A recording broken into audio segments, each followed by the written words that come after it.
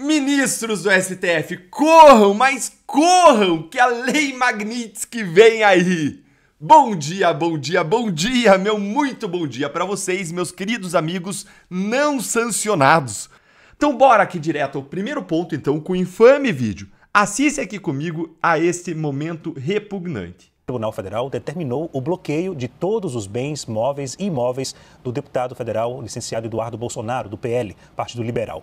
O bloqueio também vale para as contas e a chave Pix. A apuração é da nossa analista Luísa Martins. A decisão é sigilosa e faz parte do inquérito que apura a atuação do parlamentar nos Estados Unidos. Eduardo está impedido, portanto, de receber ou enviar dinheiro. Além disso, o salário da Câmara dos Deputados ficará retido na conta. O ministro Alexandre de Moraes manda a defesa do ex-presidente Jair Bolsonaro explicar o descumprimento de medida cautelar. Eu vou conversar com o nosso analista de política, Theo Cury, que tem as informações. Qual foi o desrespeito e, especificamente, a qual das medidas cautelares impostas pelo ministro ao ex-presidente Jair Bolsonaro? Theo, boa noite.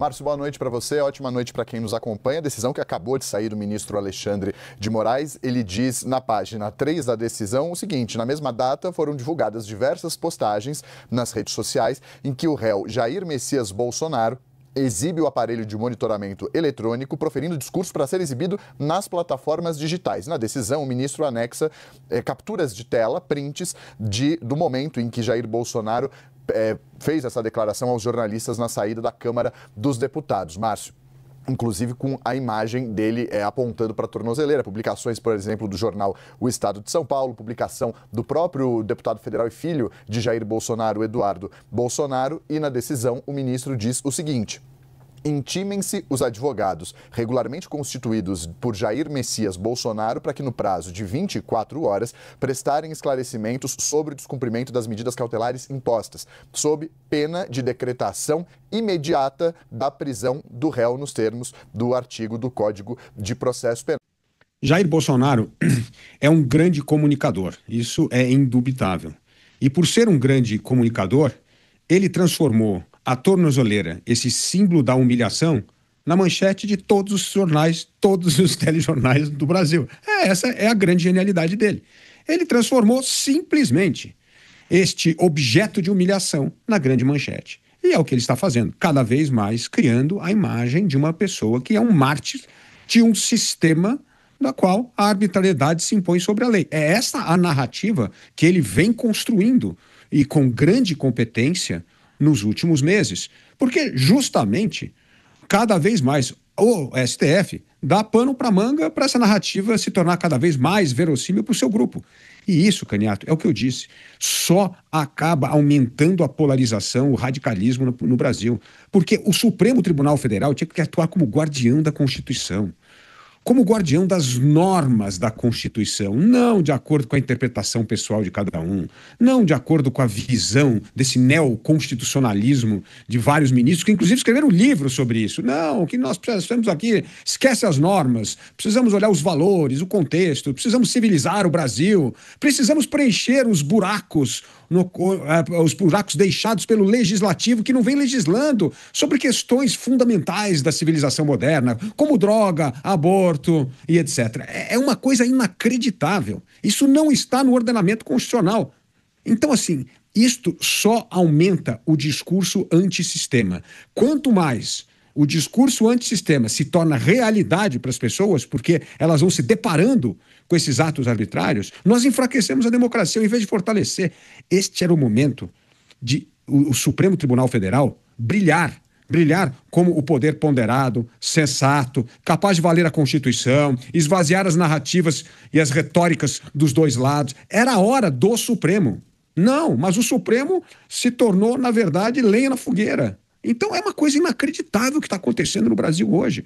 Então, ou nós reagimos como sociedade civil, imprensa, Congresso Nacional, ou nós vamos, é a expressão usada em inglês do slippery slope, ladeira abaixo. Nós estamos lendo ladeira abaixo nessa questão do ordenamento do Estado de Direito no Brasil. E isso é um enorme risco para o país, para a nossa democracia e principalmente para a liberdade individual. Onde está na Constituição o poder de, numa canetada, declarar censura prévia a uma figura política, caçar os seus direitos de todas as redes sociais, impedir a comunicação com seu filho. Onde está isso na Constituição brasileira? Quando você lê a Constituição brasileira, está exatamente o oposto. Está o respeito à plena liberdade de expressão, de opinião, justamente no artigo 5º, numa cláusula pétrea. E não deixa sombra de dúvida, Canhato. Por isso, o Brasil, infelizmente, passa por uma escalada de arbitrariedade, de personalismo da interpretação da lei e da Constituição, que é realmente assustador. É a tal da ladeira abaixo do constitucionalismo, do devido processo legal, do Estado democrático de direito. E o que mais me deixa preocupado é a passividade das instituições de Estado ao reagir a esta pletora de atos arbitrários. O que está fazendo o Congresso Nacional? Cruzando os braços, ignorando o que está acontecendo no Brasil?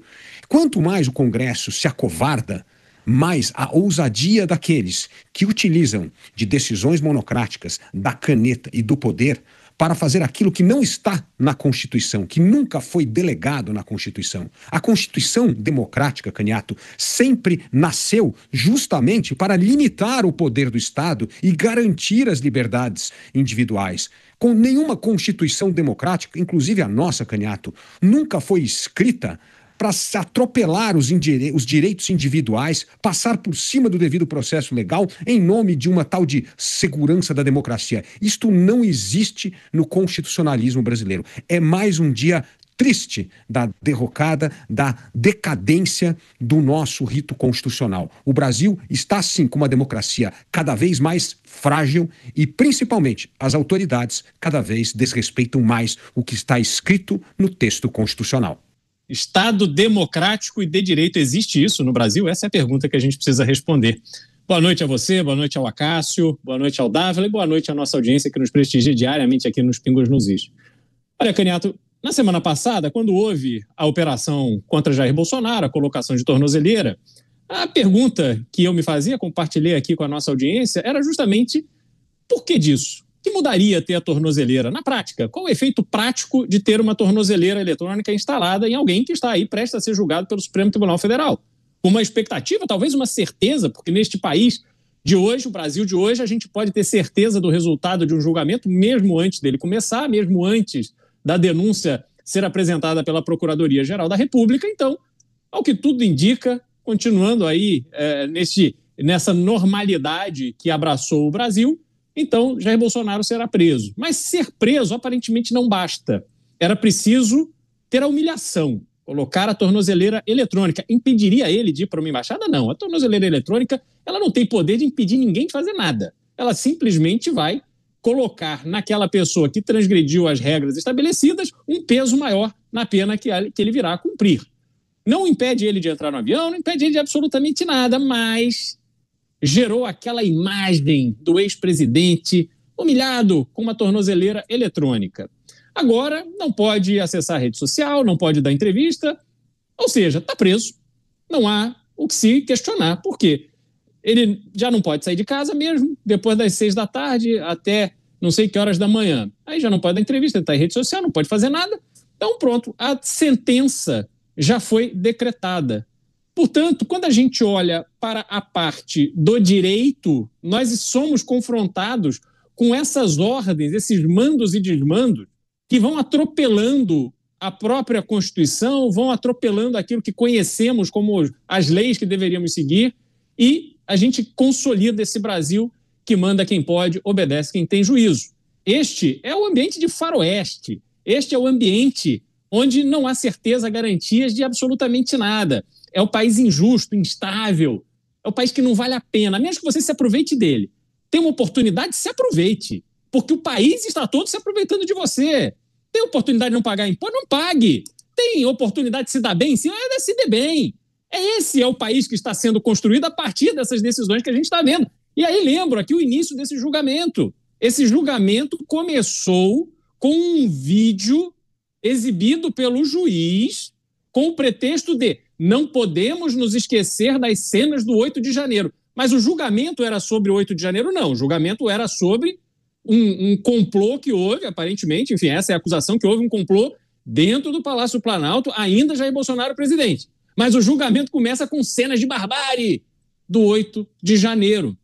Misturam-se dois momentos, misturam-se crimes para poder colocar tudo no mesmo balaio e sair com uma decisão que já está tomada há tanto tempo. Portanto, Canhato, é mais uma decisão, essa questão da entrevista, não pode dar entrevista, é mais uma decisão tomada neste ambiente do Brasil em que os poderosos tudo podem, a população não pode absolutamente nada que não acordar cedo, trabalhar, pagar imposto e andar de cabeça baixa, senão já toma um pito e vai para a cadeia.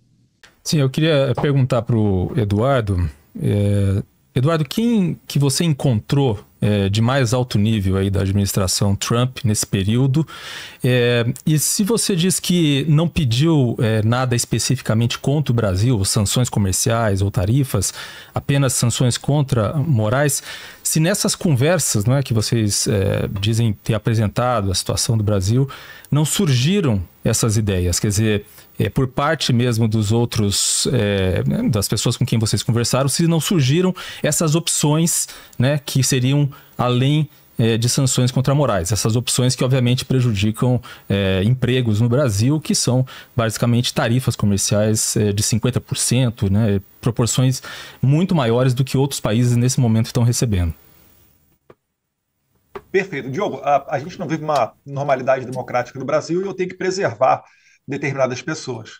Acredito que os principais agentes são desconhecidos da imprensa, né? Os que certamente, né, falam e se expressam mais publicamente com relação a isso, eu destacaria aqui o Jason Miller, né? Eu acho que a gente deve muito obrigado a ele em ter conseguido atrair a atenção do presidente Trump para aquilo que está acontecendo no Brasil, e desde o começo a nossa ideia foi sancionar o Alexandre de Moraes, né? E depois, caso isso daí não surtisse efeito, seguir adiante em todas as demais autoridades que dão suporte para esse regime, porque o Alexandre de Moraes ele não age sozinho, ele age com o amparo de outras autoridades brasileiras. Quais seriam as outras? Desculpa, Eduardo. Quais seriam, já só para não perder aqui o fio da meada, quais seriam as outras autoridades que poderiam ser sancionadas após o Moraes?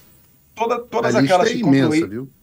A lista é imensa. Não, a lista é imensa, porque é importante saber que começa no Alexandre, mas o levantamento foi feito até chegar a agentes da Polícia Federal que trabalharam no processo, pessoas com posição-chave no Tribunal Superior Eleitoral. Vai depender do tamanho do remédio amargo que a ditadura brasileira quer tomar e quantas pessoas que vão mantê-lo no ar, Diogo. Mas, obviamente, você pode começar pelo Alexandre de Moraes. Já foram sancionadas na semana passada outras autoridades junto do Alexandre na questão de visto, né? Então foi o Alexandre mais 7 ministros do Supremo Tribunal Federal e o Procurador-Geral da República, Paulo Gonet. É possível, extremamente possível, que venha uma nova leva de sanção de vistos mais abrangente, que envolva outras figuras, inclusive do Poder Legislativo.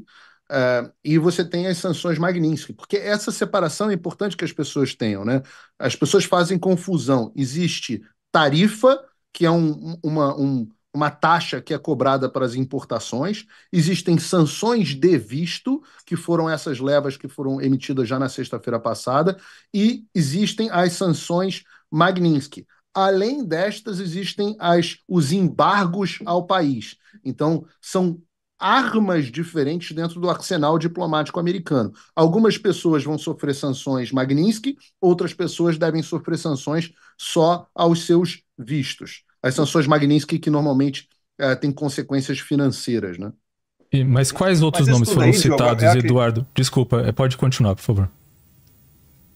Eu acredito até que as tarifas já viriam, né? O Brasil há muito, você tem o Alexandre de Moraes atropelando a lei, a Constituição, fazendo uma perseguição muito semelhante àquilo que o Donald Trump sofreu nos Estados Unidos. Então isso daí não é nem difícil de você conseguir explicar para as autoridades americanas, né? O Trump ele tem nomeado, tem feito muitas nomeações pelo foco político, né? Nem sempre aquilo pelo foco técnico. Eu acho que ele aprendeu isso no primeiro mandato, né? Dá para você casar as duas coisas, botar gente qualificada e com a mesma visão de mundo que a sua em pontos chaves.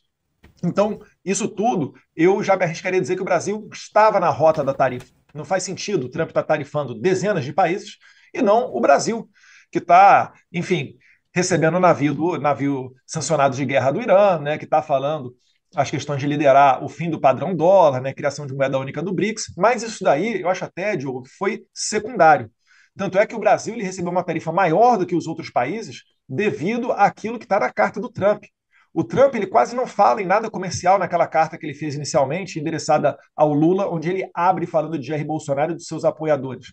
Ele fala da perseguição política, ele fala de caça às bruxas, ele fala de regulamentação das plataformas de rede social, ele fala de censura, e tudo isso daí sempre tem vindo do Supremo Tribunal Federal, notoriamente Alexandre de Moraes. Então, essa tarifa elevada de 50%, ela tem este conteúdo.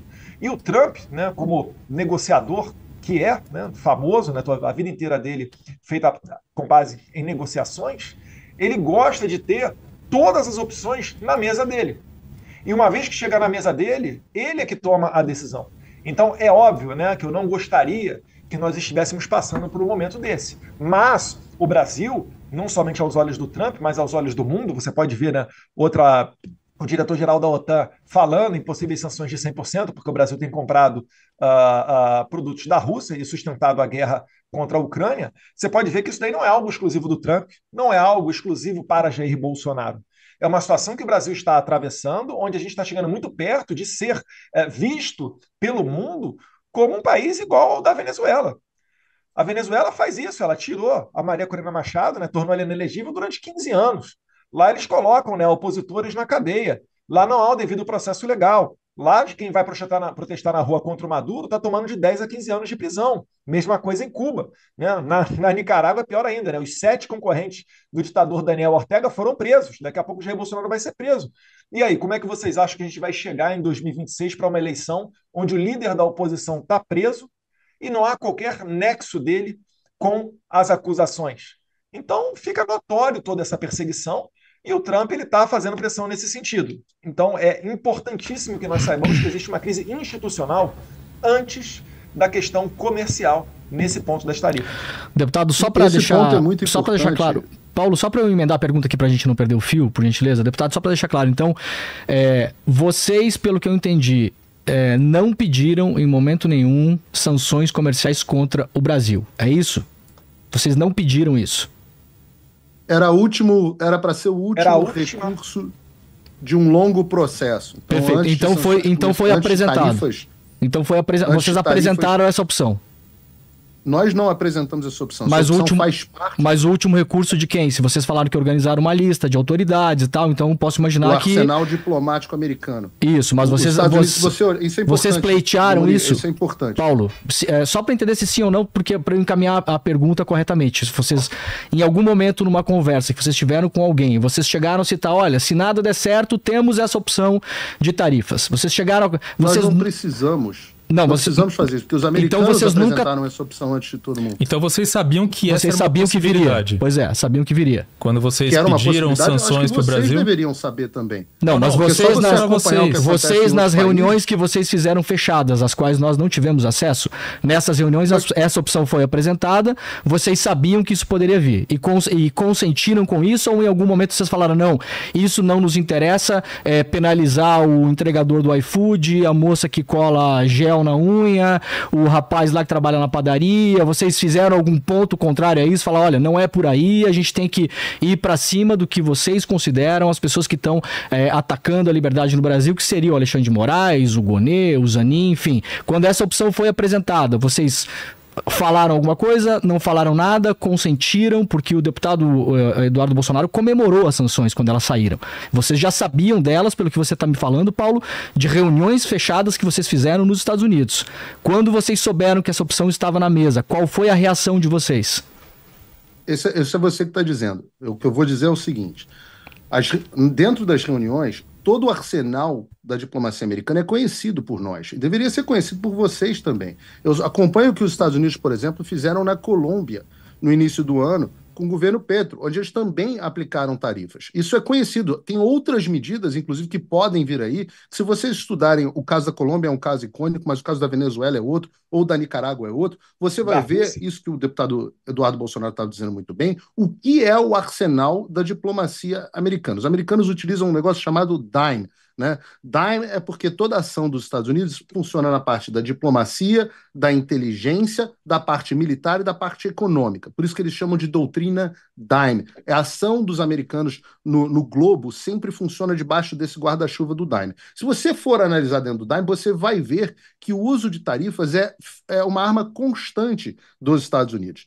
Respondendo, eu imagino que sim, a sua pergunta, quando essa opção foi discutida com o deputado Eduardo Bolsonaro e nós demos a nossa opinião, que é o que nós podemos dar. Nós podemos apresentar fatos e dar a nossa opinião. Nós não determinamos qual era a opinião sobre tarifas? O americano faça. Na nossa opinião, esta medida não era a melhor medida a ser aplicada nesse momento. Nós advogamos na direção de sanções direcionadas aos agentes principais da ditadura. Essa era a nossa opinião. Mas num segundo momento poderia ser usado. Mais qualificado do que eu, porque eu sou um pobre jornalista e o presidente Trump é o presidente dos Estados Unidos, entendeu? Não. Eu acho que a melhor arma do nosso arsenal neste momento são as tarifas. Perfeito. Então, vocês falaram, neste momento não seria a melhor opção, mas eventualmente, num segundo momento, vocês consentiriam com essa opção de... Nós não temos que consentir, nós não somos presidente dos Estados Unidos. Não temos que consentir. Não, a gente não é consultado se a gente... Vocês autorizam. Vocês não foram... Vocês não foram em conversas, Eduardo? Ele pode desligar o Brasil, por exemplo, do sistema SWIFT. Não, isso todos sabemos. Mas, Eduardo, eu posso imaginar, eu posso intuir pela reação do Trump... Deixa eu responder categoricamente sua pergunta, Demori. Taxativamente, a gente não imaginou que fosse, no início, decretado tarifa. Mas como o Paulo bem falou... Né? Nós não somos o presidente dos Estados Unidos, a gente não tem o poder da caneta. Né? Então... Não é nem que nós não imaginávamos.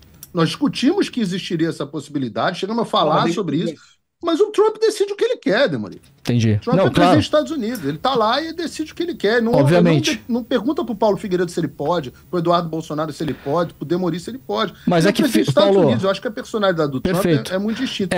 Se você quer a minha opinião, você vai adorar o que eu vou ouvir agora. Eu acho que o presidente dos Estados Unidos acertou na decisão dele. Certo. É que, só para deixar claro, Vilela, fica um pouco estranho, porque desde que isso aconteceu, tanto o Eduardo quanto o Paulo e outras personalidades importantes da direita no Brasil se colocam como os agentes provocadores nos Estados Unidos, né? Atores importantes nessa conversa que teriam, pelo menos... de algum modo, ajudado a convencer os Estados Unidos que seria importante, por exemplo, caçar o visto do Alexandre de Moraes. Então, mas no caso das tarifas, não faz sentido o Trump ouvir vocês. Então, assim, ele ouve só um pedaço e não ouve outro, entendeu, Paulo? Então, isso é o que eu estava tentando entender. Mas Demori, não tem muita dificuldade em entender. O presidente dos Estados Unidos, ele é informado, ouve o que a gente fala e ouve a nossa opinião. Perfeito. Agora, ele não nos consulta se pode ou não fazer algo. Não, claro, nem imaginei isso. Ele consulta o Marco Rubio. Eu nem imaginei. Deve fazer ou não algo. Paulo, a gente pode dar a sua opinião. Paulo, eu queria perguntar pro Eduardo... Depois disso, eu fui convencido, e hoje estou 100% convencido, de que as tarifas foram um movimento correto para o Brasil. O presidente Trump agiu corretamente e eu sou muito grato a ele. E eu te digo que a liberdade do entregador do iFood, a liberdade de expressão dele, é um direito que se sobrepõe ao emprego dele. Porque se ele não tiver liberdade, daqui a pouco ele também não vai ter emprego. Tá. Paulo, eu queria perguntar para o Eduardo se... Eduardo, você concorda com essa afirmação do Paulo agora, que o Trump acertou nessa decisão de impor a tarifa de 50%?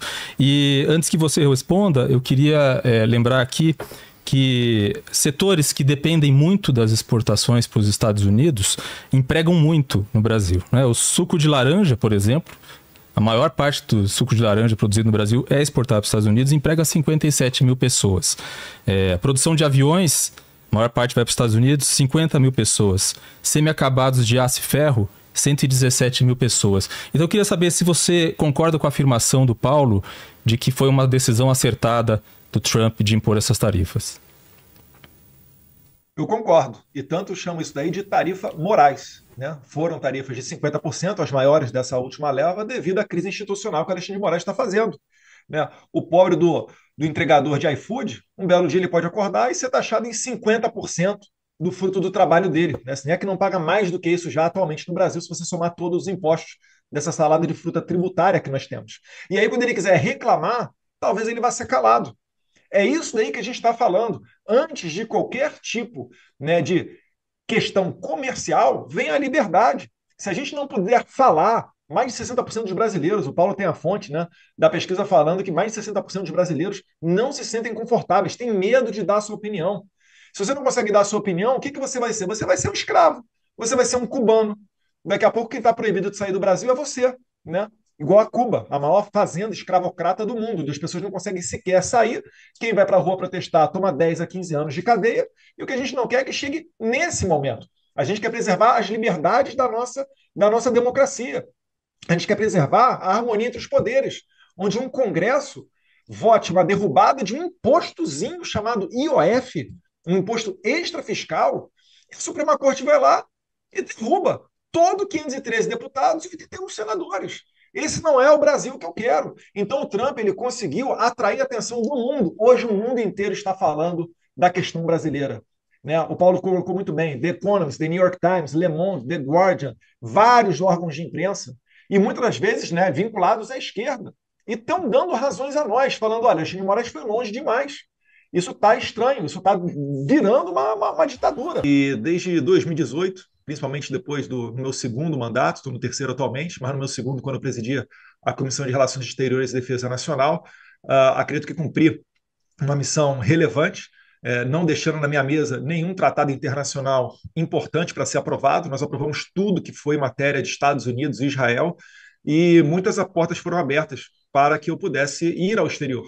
E eu aproveitei que o presidente Bolsonaro se concentrava muito nas questões internas e acabei, né, dando esse giro, e muito bem recebido. Hoje em dia, você pode ver, por exemplo, o primeiro-ministro Vítor Orbán estava hoje tuitando apoio ao Jair Bolsonaro, né? Você tem o Trump, com frequência também converso com o presidente da Argentina, Javier Milei. Então, essa envergadura internacional também é o que me permitiu desempenhar esse trabalho aqui nos Estados Unidos. E eu não tenho feito nada diferente do que os nossos opositores fizeram no passado, né? Apenas denunciando aquilo que, no nosso ponto de vista, são violações de direitos humanos. Eu acho que não é justo você querer punir uma pessoa por fazer isso. Senão, a gente vai mandar de volta para a Venezuela quem denuncia o regime do Maduro, mandar de volta lá para o Ali Khamenei, todo mundo que denuncia o regime do Irã, e assim por diante.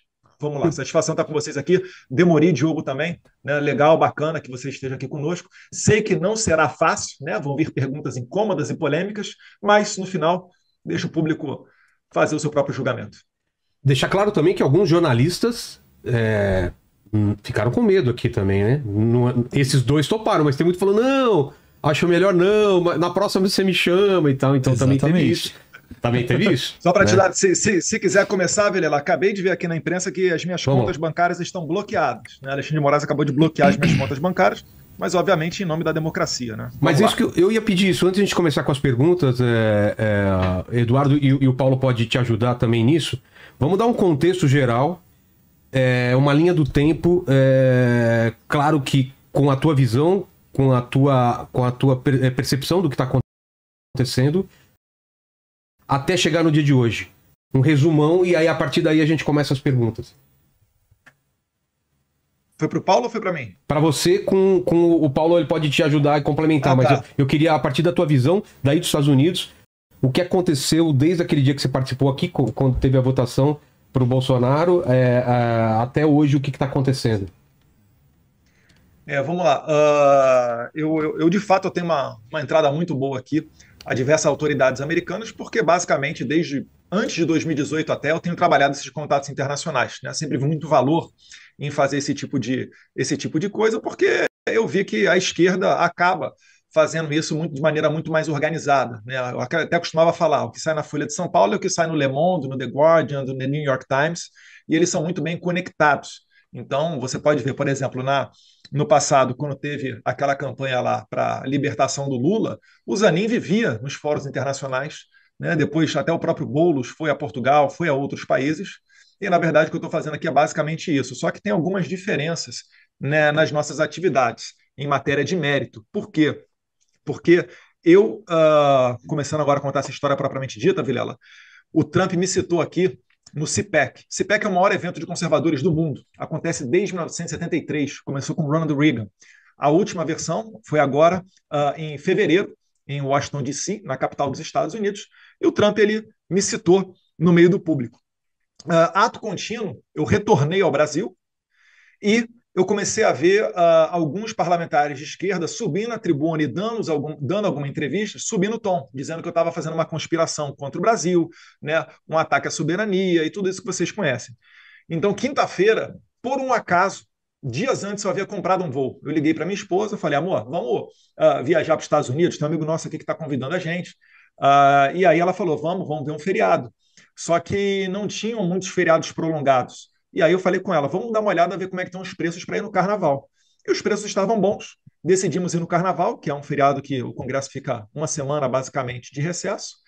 E por coincidência, né, essa passagem que a gente havia comprado pouquíssimos dias antes, na quinta-feira, peguei um voo e vim aqui para os Estados Unidos. Né?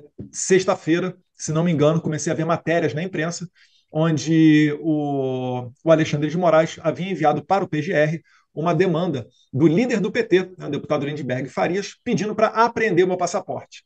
Como eu já sei o modus operandi do Moraes, onde ele não se importa muito com a lei, porque ele já sabe que é muito difícil a atual composição do Senado fazer o impeachment dele, o que, na minha opinião, seria o mais justo nesse momento, ele mandou o expediente para o PGR responder sim ou não, e deu 5 dias de prazo.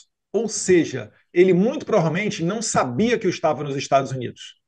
E uma vez aqui, eu esperei o PGR dizer se iria ou não apreender o meu passaporte. Isso seria para esculachar, né? Porque o meu partido já estava me indicando para ser o presidente da Comissão de Relações Exteriores e Defesa Nacional, que, por exemplo, analisará, dentre outros projetos, cerca de 37 acordos que o Lula assinou com Xi Jinping. Algo muito interessante para o atual governo.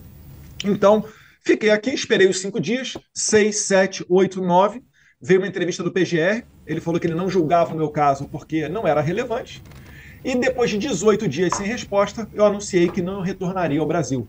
2 horas após o meu anúncio, o Procurador-Geral da República, né, Gonê, então, declarou que a minha atividade aqui não era ilícita. No mesmo dia, Alexandre de Moraes arquivou o processo. Eles não queriam, Vilela, me dar o rótulo de perseguido.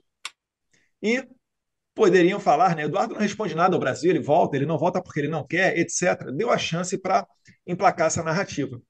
No entanto, e aí já encaminhando para o final, ocorreu aqui uma oitiva do secretário de Estado Marco Rubio, que é o equivalente ao nosso chanceler, é o 01 da parte internacional do presidente Donald Trump.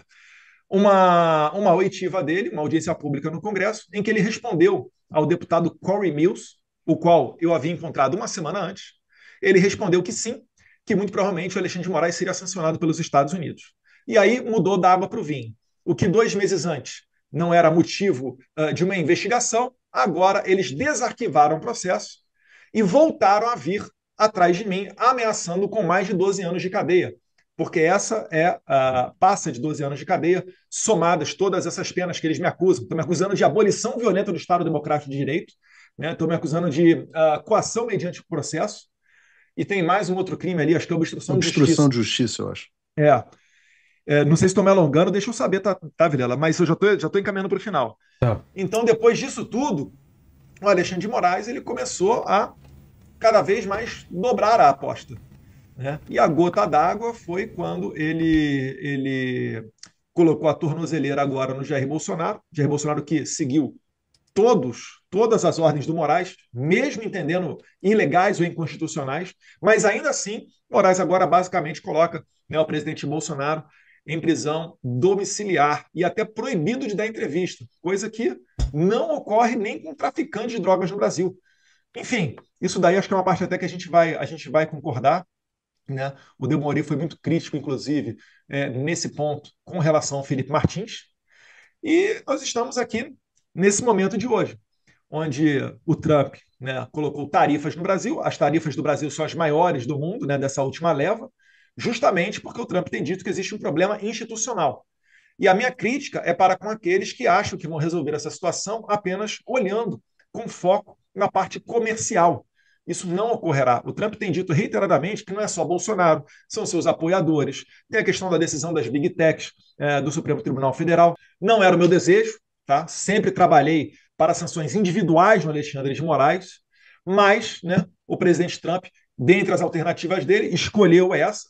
E eu acredito que agora é o momento da gente fazer pressão para que acabe com esse sistema, né, de julgamentos antecipados, de juízes fazendo declarações na imprensa, perguntas do tipo por que o Jair Bolsonaro está sendo julgado na Suprema Corte, quando ele não tem mais foro por prerrogativa de função, deveria iniciar o processo dele na primeira instância. Enfim, a gente está expondo, basicamente, toda essa perseguição contra o Jair Bolsonaro. Então, não vale ser nós. Nem só contra o Jair Bolsonaro. Você me permite pular aqui um pouco em cima de você, Eduardo, te interromper um minuto, que eu acho que vale para o Vilela, que talvez ele esteja interessado na linha do tempo desde o início.